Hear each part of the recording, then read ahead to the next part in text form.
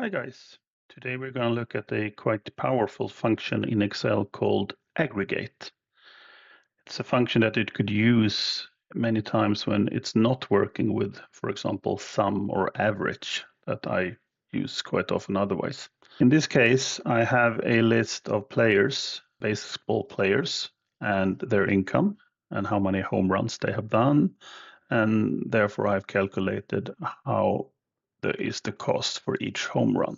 And I want to know the average of the income, and I want to know the average of the home runs, the cost per home runs.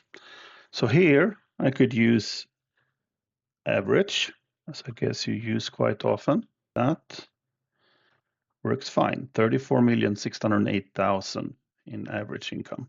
But if I use the average here, it will actually not work.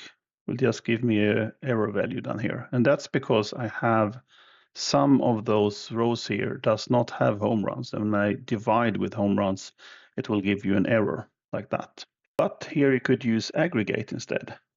And first thing I have to choose is what kind of aggregation.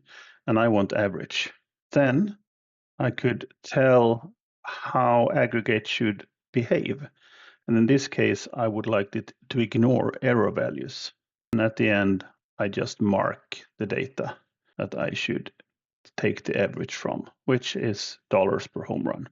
So there you have it, $1,126,000 for each home run in average. If you like this video, please hit the bell button, like, and subscribe.